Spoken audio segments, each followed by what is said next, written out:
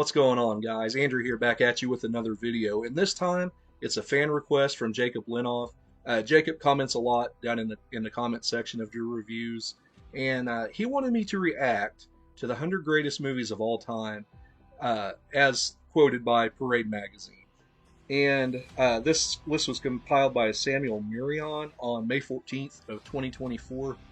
And I want to preface this by saying a lot of movies that people think are the greatest movies of all time, I'm probably not going to agree with, because you look at me, I'm wearing an Escape from New York shirt. Don't expect to see this on there, but that's more the kind of movies that I love. And so, Gone with the Wind, I'm sure is going to be on this list, and things like that. They're good movies, but would they be in my top 15, top 10? No. So this is going to be an interesting list. And from the jump, I'm going to tell you that I'm not going to go 100 to 1. I went through the list a couple of different times, and I made some footnotes about talking points that I want to discuss about this. Like starting with number 100, Bridesmaids from 2011. Yeah, they put Bridesmaids with Kristen Wiig, whoever else is in that movie. Yeah, I don't get it. There's so many movies that could be on this list that aren't, but Bridesmaids is number 100. Just ahead of that, at number 97 on this list, is Goodfellas. Goodfellas, to me, should be much higher.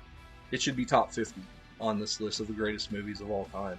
But here it is at number 97. So I feel like this list they just kind of took all the awards and accolades, and they're like, here, let's throw them on this thing. I know they said they also included rewatchability, but you got things like number 64 on this list, which is Million Dollar Baby, and I love Clint Eastwood, but once you kind of see Million Dollar Baby, I don't feel the need to ever watch that again. So it's at number 64. So yeah, I'm going to have issue with a lot of this list. Moving on, at number 95, we've got Halloween, which, much like Goodfellas, is way too low. And the reason I say that is, much like Psycho, it helped establish the slasher genre. You look at Friday the 13th and all the slasher rip-offs. I love Friday the 13th, but that came from like 81 to 84, that golden period of slashers, and that's because of Halloween, man. And to have it here at number 95, to me, that's almost blasphemous in the movie world. At this point in the list, I'm going to skip all the way down to number 88, which is John Wayne's Searchers. And Searchers is a really good Western. I really like it. But I feel like there are so many other better old school Westerns. I mean, you do have No Country for Old Men, and you do have There Will Be Blood on this list. I'm not going to talk about them, but they're much lower.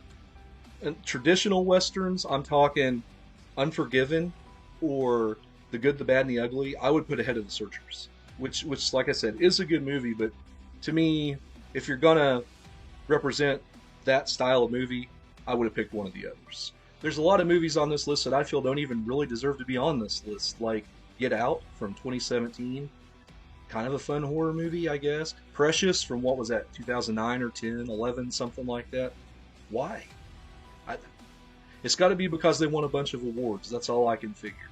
Because, like I said, nothing about those movies makes me want to just go out and watch them right now after talking about them.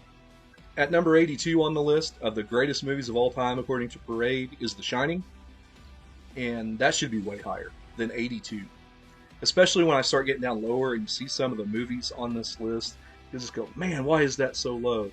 Like Raiders of the Lost Ark, number 75. Why? Why is that so far down here? Raiders of the Lost Ark should be much higher than 75. That took action-adventure movies and changed the game. And I don't think whoever wrote this list remembers that. Continuing on, as we get closer to the top half of the list, we've got Blade Runner at number 52. One of the greatest science fiction movies of all time. It should be a little bit higher, in my opinion. It should be like top 30 or so. And then, this is the one. E.T. at number 51, which E.T. is a charming movie. It was the first movie I ever went to the movies and saw when I was like 3 years old. I actually still remember that theater experience because it was kind of scary being in a dark theater. But to me, E.T. at 51, it's not even the best alien movie of 1982. When you look at John Carpenter's The Thing, it's a much better movie than E.T., in my humble opinion, and The Thing's not even on this list. and E.T.'s at 51. So chew on that a while. They put 1976 as Rocky at number 45, and I would agree with that. I think it's, upper 40s somewhere in there. The first Rocky's really good, and I've had the pleasure of seeing that at midnight in the cinema, and just a good time. Really great performance by Stallone. Although I would say this is probably my favorite Stallone performance right here, First Blood. That's my 4K. But yeah, Rocky's up there. First Blood's not on the list. Like I said, it should be on there too. It's at this point in the list where I start getting kind of mad and shaking my head. You've got Alien and Aliens at 42 together. It's kind of like one story. And then 4 spots higher at number 38, you have Finding Nemo.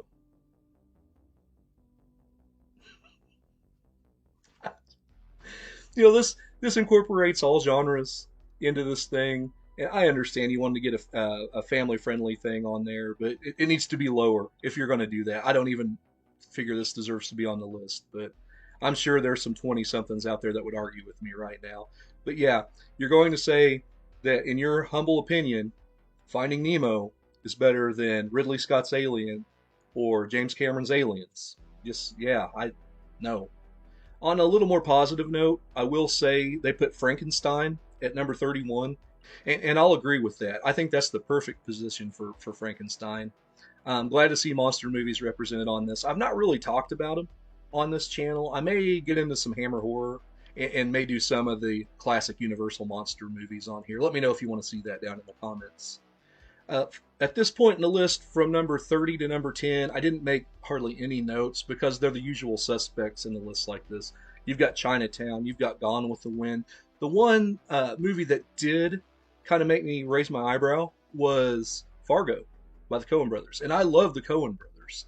A couple of their movies are on here. But I think I like The Big Lebowski better. I would put it higher, but I understand. Fargo's fun. I think it was at number 28. I don't have a lot of notes, like I said, for number 30 to number 10, but one I did want to talk about was number 20. They've got When Harry Met Sally is the 20th greatest movie of all time, in their opinion. And no, Terminator or Terminator 2 didn't even make this list. Die Hard didn't make this list, but you got When Harry Met Sally, which people know because of one scene at a lunch table. And I'm sure it's a great movie. I've not seen it in many years. But to me, that's just insulting to all these other great movies to have When Harry Met Sally that high. Maybe it's the writer of this article's personal favorite or something. I don't know, but that is entirely too high. It wouldn't even be on this list if it was my list. But going into the top 10, at number 10, we've got Pulp Fiction, by Quentin Tarantino. This one kind of changed the game as far as storytelling. I can understand why it's here at number 10. I do enjoy this movie, but it's another one of those, the rewatchability. Some days I can and some days I can't. I love the two, Travolta and Samuel L. Jackson, Jules, and what's the other character's name? Love them in this movie. They're the best part of the movie to me. But it wouldn't be number 10 on my list. It may be down around 20. Coming in at number 9, Snow White and the Seven Dwarfs. I guess. It would be way down my list as well, but they've got it here at number 9. Number 8 is Titanic, which in my opinion is the 5th best James Cameron movie.